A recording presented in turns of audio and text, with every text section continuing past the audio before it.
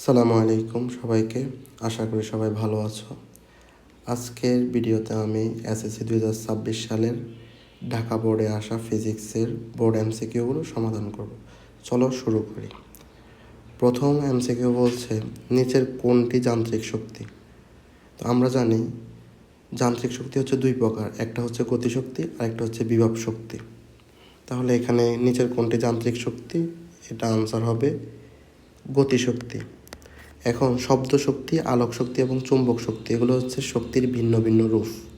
তাহলে যান্ত্রিক শক্তি কোনটি? গতিশক্তি অথবা বিভব শক্তি। আচ্ছা, এরপরের প্রশ্ন আসো যে শব্দের বেগ কোন মাধ্যমে সবচাইতে বেশি? তো আমরা জানি শব্দের বেগ হচ্ছে মাধ্যমের উপর নির্ভর করে। শব্দের বেগ কঠিন মাধ্যমে সবচাইতে বেশি হয়, এরপরে তরল, এরপরে হচ্ছে গ্যাসীয় মাধ্যম। তো এখানে পানি হচ্ছে তরল, নাইট্রোজেন হচ্ছে গ্যাস, এরপরে প্লাজমা এটা একটা পদার্থের চতুর্থ অবস্থা, আর কঠিন হচ্ছে তামা। তাহলে শব্দের বেগ কঠিন মাধ্যমে সবচাইতে বেশি, অর্থাৎ তামাতে। অর্থাৎ শব্দের বেগ কোন মাধ্যমে বেশি হবে? তামা, অর্থাৎ কঠিন মাধ্যমে বেশি হবে। এরপরের কোশ্চেন বলছে আমাদের নিউটনের তৃতীয় সূত্র প্রয়োগ করা হয়েছে এরকম উদাহরণগুলো নিচের কোনটি? দেখো, প্রথম বলছে নৌকা থেকে লাফ দেওয়া। তো আমরা নৌকা থেকে লাফ দিলে পা দিয়ে নৌকায় বল প্রয়োগ করা হয় এবং নৌকাও কিন্তু সমান ও বিপরীত প্রতিক্রিয়া দেয়। তার মানে এটা কিন্তু নিউটনের তৃতীয় সূত্র অনুসারে ঠিক আছে। দেখো, এরপর হচ্ছে পৃথিবীর চারদিকে চাঁদের আবর্তন। তো চাঁদের আবর্তন মূলত এটা হচ্ছে মহাকর্ষ বল এবং কেন্দ্রমুখী বলের উদাহরণ। তাহলে এটা কিন্তু আমাদের নিউটনের তৃতীয় সূত্রের উদাহরণ না, তাহলে এটা ভুল। রকেটের উড্ডয়ন এটাও কিন্তু নিউটনের তৃতীয় সূত্রের উদাহরণ, কেননা আমরা জানি রকেটের ক্ষেত্রে গ্যাস নিচের দিক, মানে গ্যাস হচ্ছে নিচের দিকে বের হয়ে যায় এবং রকেট উপরের দিকে একটা ধাক্কা বা প্রতিক্রিয়া পায়। তাহলে এখানে আনসার হচ্ছে আমাদের খ নাম্বার 1 এবং 3। এরপরে কোশ্চেন বলছে ক্ষমতা বাই বল সমান কী হবে? তো আমরা সাধারণত ক্ষমতা সূত্র জানি যে ক্ষমতা ফি সমান আমরা জানি W/T, অর্থাৎ W মানে আমরা জানি mgh/t। আমরা চাইলে এখানে লিখতে পারি mg ইন্টু h/t। তো আমরা একটা সূত্র জানি যে S সমান বিটি। আমরা চাইলে এখানে S এর জায়গায় h সমান বিটি লিখতে পারি। এখন h/t সমান আমরা চাইলে লিখতে পারি v। তাহলে এখানে আমরা অবশ্যই লিখতে পারি mg ইন্টু v।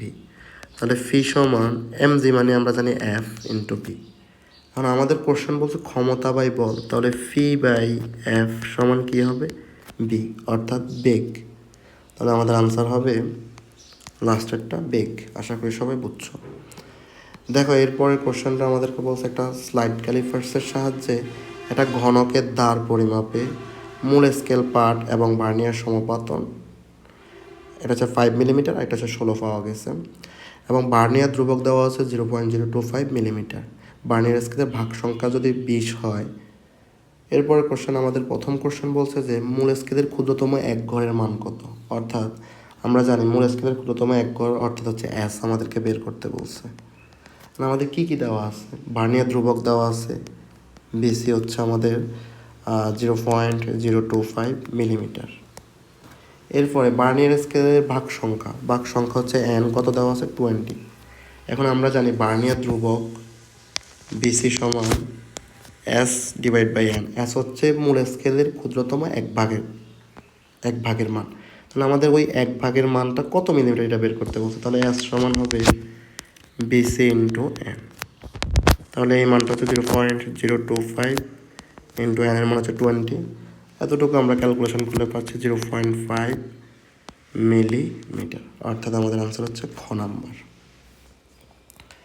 দেখো, এরপরের কোশ্চেন বলছে যে যন্ত্রটির সাহায্যে ঘনকের পরিমাপকৃত দ্বার অর্থাৎ তার দৈর্ঘ্য 4.5 মিলিমিটার হয়। তো আমরা যদি দেখি দৈর্ঘ্যের সূত্র কী হয়, দৈর্ঘ্য এল সমান M plus V into BC. দেখো, আমাদের এখানে এম দেওয়া আছে হচ্ছে 5, অর্থাৎ ভার্নিয়ার মূল স্কেলের পার্ট হচ্ছে 5 মিলিমিটার, আর ভি হচ্ছে 16, ভার্নিয়ার সমপাতন হচ্ছে 16, আর ভার্নিয়ার স্কেলের ভাগ সংখ্যা হচ্ছে 20, ভার্নিয়ার ধ্রুবক BC হচ্ছে 0.025।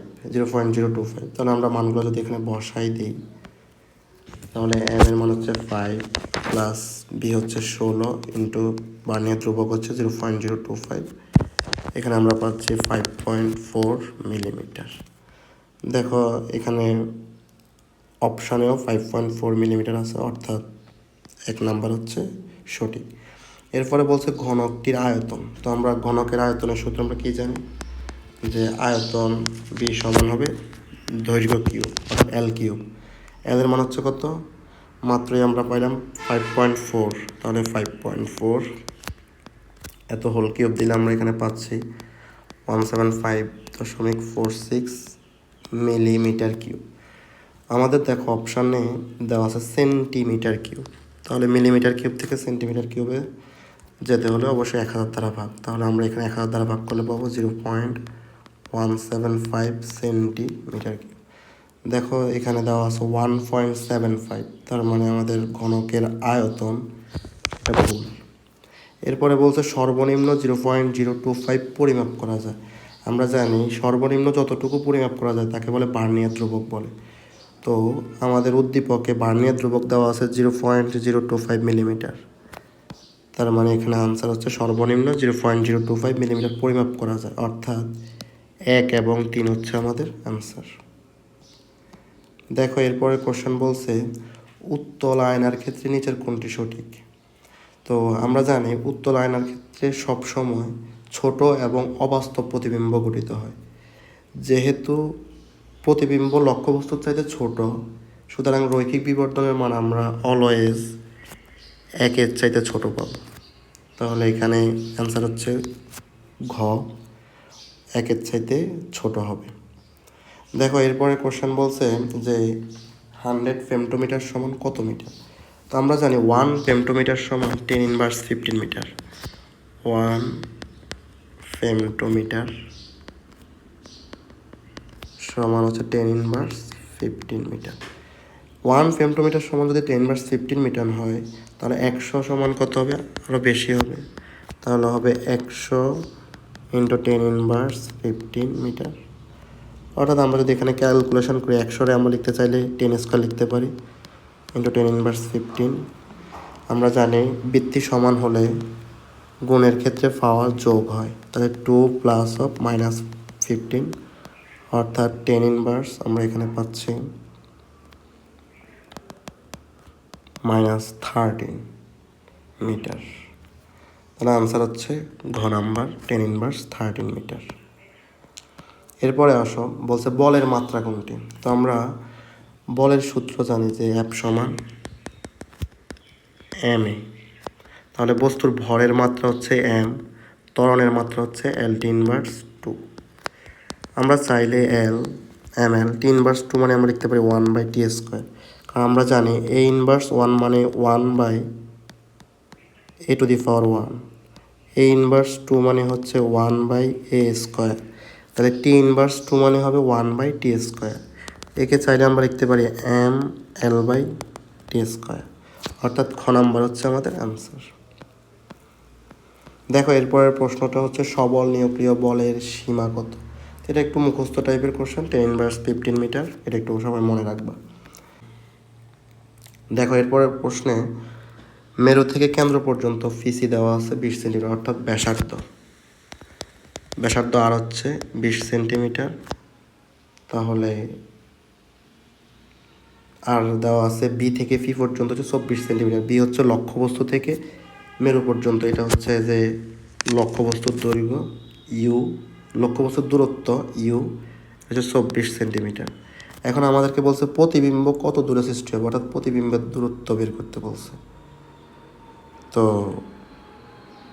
আমরা এফ সমান কি জানি, r/2, অর্থাৎ আর হচ্ছে 20/2, অর্থাৎ 10 সেন্টিমিটার।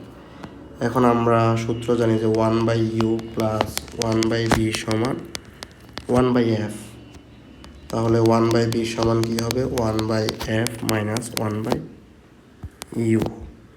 এখানে যদি আমরা মান বসিয়ে ক্যালকুলেশন করি 1/b সমান আসবে 1/f এর মান হচ্ছে 10, -1/24। এতটুকু আমরা যদি ক্যালকুলেশন করি, এখানে আসবে 120, 12 -5, লসাগু করে হর দিয়ে ভাগ লব দিয়ে গুণ, তাহলে বি সমান আসবে 120/7, অর্থাৎ প্রায় 17.14 সেন্টিমিটার। অর্থাৎ খ নম্বর হচ্ছে আমাদের অ্যান্সার। প্রতিবিম্ব 17.14 সেন্টিমিটার দূরে সৃষ্টি হবে। দেখো এরপরের কোশ্চেন বলছে প্রতিবিম্বটি আসলে কী রকম হবে, বাস্তব, উল্টো, নাকি অবাস্তব, বিবর্তিত, নাকি খর্বিত। দেখো এখানে আমরা বি এর মান ধনাত্মক পাইছি, এই যে এখানে আমরা বি এর মান পাইছি 17.14, অর্থাৎ এটা ধনাত্মক একটা মান। যেহেতু বি এর মান ধনাত্মক, সুতরাং প্রতিবিম্ব অবশ্যই বাস্তব হবে এবং উল্টো হবে। তাহলে বি ধনাত্মক, প্রতিবিম্ব হবে বাস্তব এবং উল্টো। এখন আসো, এটা কি খর্বিত হবে নাকি বিবর্তিত হবে। যেহেতু আমরা এই মানটা হচ্ছে রৈখিক বিবর্তনের উপর নির্ভর করতে, আমরা রৈখিক বিবর্তন যদি বের করি বি/ইউ, বি আমরা মাত্র পাইছি 17 এটা মডুলাস হবে 17.14, আর ইউ দেওয়া আছে 24, এই যে লক্ষ্যবস্তুর দূরত্ব দেওয়া আছে 24। তাহলে এখানে আমরা ক্যালকুলেশন করলে অবশ্যই আমরা একের চাইতে ছোট একটা মান পাবো। তাহলে অবশ্যই প্রতিবিম্ব কীরকম হবে, খর্বিত হবে। তাহলে অ্যান্সার হচ্ছে ঘ, বাস্তব, উল্টো এবং খর্বিত। দেখো এরপরের কোশ্চেন বলছে যে বর্তমান পৃথিবীতে ব্যবহৃত মোট শক্তির 10⁵ জুল হলে নবায়নযোগ্য শক্তি কত জুল। তো আসলে এখানে আমরা সাধারণত বলতে পারি, সাধারণত বৈশ্বিক শক্তি ব্যবহারের ক্ষেত্রে এটা নির্দিষ্ট প্রায় 20% নবায়নযোগ্য উৎস থেকেই আসে। তাহলে মোট শক্তির 20% যদি নবায়নযোগ্য শক্তি থেকে আসে, তাহলে 10⁵ যদি মোট শক্তি হয়, এর নবায়নযোগ্য শক্তি কত হবে, এর 20%। তাহলে আমরা লিখতে পারি 10⁵ ইন্টু 20%, অর্থাৎ 10⁵ 20% অর্থাৎ হচ্ছে যে 20/100।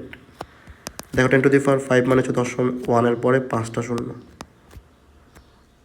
ইন্টু 20/100।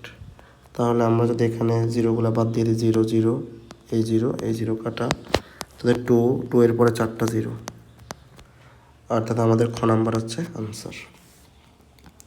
আশা করি সবাই বুঝতে পারছো।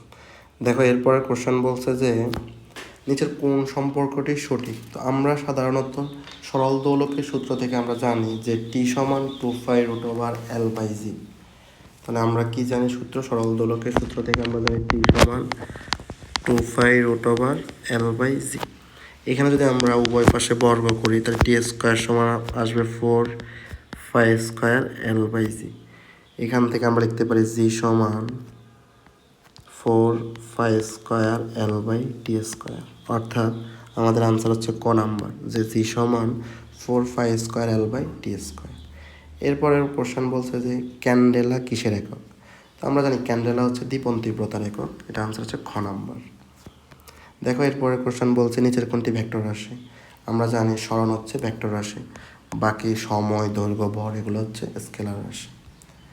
দেখো এরপরে কোশ্চেনটা খুবই ইম্পর্ট্যান্ট, যে পিন্টু 30 ms ইনভার্স বেগে 150 গ্রাম ভরের একটা বস্তুকে খাড়া উপরের দিকে নিক্ষেপ করছে। আমরা যদি একটু চিত্রটা অঙ্কন করি, আমরা দেখতে পাচ্ছি এখান থেকে সে ইউ সমান 30 ms ইনভার্স বেগে একটা বস্তুকে উপরের দিকে নিক্ষেপ করছে। এখন বলছে বস্তুটি সর্বোচ্চ কত উচ্চতায় উঠবে। যেহেতু সর্বোচ্চ উচ্চতা আমরা ধরে নিই h, তাহলে সর্বোচ্চ উচ্চতা অবশ্যই বস্তুর শেষ বেগ 0 হবে। এখন আসো, আমরা জানি নিক্ষিপ্ত বস্তুর ক্ষেত্রে b² সমান a² - 2gh। তাহলে শেষ বেগ যেহেতু 0, 0² a² - 2gh।